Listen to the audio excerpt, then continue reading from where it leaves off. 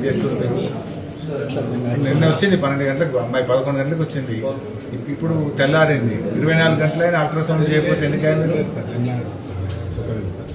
నేను actually acute గ్యాస్ట్రైటిస్తో వచ్చాను sir. Dehydration వెంటనే వాళ్ళు డిహైడ్రేషన్ కరెక్ట్ చేశారు సార్. యాంటీబయాటిక్ ఇచ్చేసాను. కంప్లైంట్ ఈవినింగ్ సాయంత్రం చేయొచ్చు కదా, ఇది 24/7 సర్వీసే కదా. సూపర్ స్పెషాలిటీ హాస్పిటల్నే అమ్మాయి గంట ఏడుస్తుంటే కనపట్టుకొని ఏడుస్తుంటే మీరు ఏమి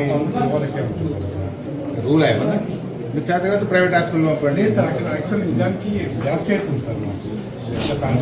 సాయంత్రం చేయొచ్చు కదా. అమ్మాయికి దారులు పెట్టి ఏడుస్తుంది, కడుపు పట్టుకొని ఏడుస్తుంటే మీరు అల్ట్రాసౌండ్ చేయరు, ట్రీట్మెంట్ చేయరు. अरे बेटा अल्ट्रासाउंड करना था ना, अल्ट्रासाउंड करके उनको पेन किलर टैबलेट देना ना। कब तक इतना रो रही बच्ची, स्टमक में पेन आ रहा है, इतना पेन आ रहा है तो क्या कर रहे डॉक्टर? तमाशा कर रहे। आने में क्या फायदा बेटा?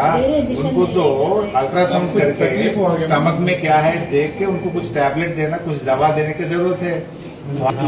तमाशा कर रहे लोग। Call the doctor and get it done. अभी अल्ट्रासाउंड करते बेटा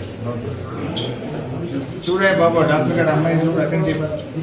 మొన్న రాత్రి కలుషిత ఆహారం తిని బాగ్లింగంపల్లి గురుకుల పాఠశాల పిల్లలు 90 మంది ఇలా ఆసుపత్రుల పాలైపోయింది. 90 మంది పిల్లలు ఆసుపత్రుల పాలైతే ఈ రాష్ట్రంలో ఒక్క మంత్రికి కానీ ఈ ముఖ్యమంత్రికి కనీసం చీమగుట్టినట్లేదు. ఒక్కరు కూడా వచ్చి పరామర్శించింది లేదు ఇప్పటిదాకా. They are busy. ఫుట్బాల్ ఆడడంలో ముఖ్యమంత్రి మంత్రులు బిజీ ఉన్నారు. పిల్లలు దవాఖానల పాలైతే ఈ గవర్నమెంట్కు చీమగుట్టినట్లేదు. 5 కోట్లు పెట్టి ఫుట్బాల్ నేర్చుకోవడానికి 5 కోట్ల గవర్నమెంట్ డబ్బులు పెట్టి రేవంత్ రెడ్డి ఫుట్బాల్ స్టేడియం కట్టుకున్నాడు. ఆయన ఎవడో మెస్సీ.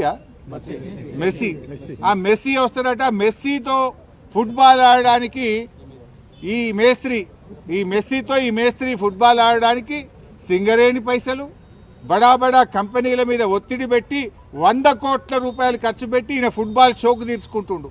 ఆ 100 కోట్లతోని ఓ మంచి హాస్టల్ కట్టు, పిల్లలకు కడుపు నిండా అన్నం పెట్టు, ఓ స్కూల్ కట్టు.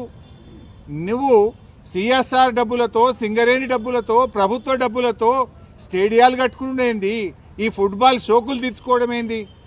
ఇవాళ అక్కడ కొండాపూర్ హాస్పిటల్లో పిల్లలు ఉన్నారు, అదేదో ఒక ప్రైవేట్ ఆసుపత్రుల్లో పిల్లలు ఉన్నారు, నీలోఫర్లో పిల్లలు ఉన్నారు, కోటి ఆసుపత్రిలో మంచాల మీద పిల్లలు ఉన్నారు. ఇలా హైదరాబాద్ నడిబొడ్డున, హైదరాబాద్లోనే ఈ పరిస్థితి ఉంటే ఇక జిల్లాలో ఏం పరిస్థితి ఉంది? ఇలా మంత్రులు, ముఖ్యమంత్రి అందరు హైదరాబాద్లో ఉన్నారు. ఈ పిల్లల్ని వచ్చి చూడడానికి మీకు టైం దొరకలేదా?